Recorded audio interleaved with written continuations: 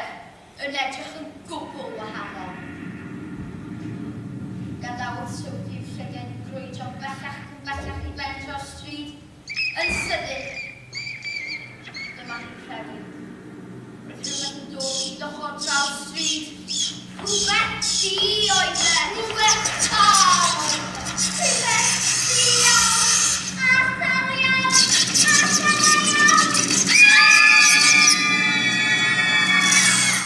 Rydyn iawn! Dim yn ddrwg o bobl! Doedd ddim ofyn ar mai wrth gwrs. A dyna hyn digon at ystod i gwirion ti. Ha, dwi'n cymryd mai. Ti'n dychmygu pethau o'r Sophie.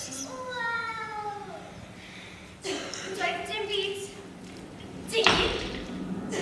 Tal. A degau iawn.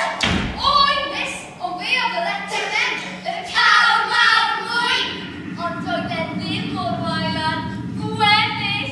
Gweddill? Y cewri sy'n hoff o fwyta bodau dynol. Y malwr esgyn sy'n ofian o fwyta plant bach twci. O win a'i gorff ar fenig o galer.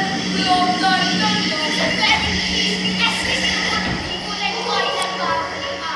Fe siwtiwr y lasogau yn dod wedi dechrau. Pwyntoi y tai yn y dinasoedd mawr. A beth am y bwy tawyr tapiau cnawd? Ar hyd ac ar led y byd yn rhywbethwch yn os. Yn sethu yn bob cysgod. Yn rhombyn y babli. Ha, o baisi! Sut mae asyn y byd yn arswyd ofnadwy? Fe wnawn ni! Wel, fe gafodd Sophie syniad. Yn gyntaf, byddai rhaid teithio i Lundain i weld y frenhines. Wrth gwrs. Taw! Chlywes i erioed y fath roes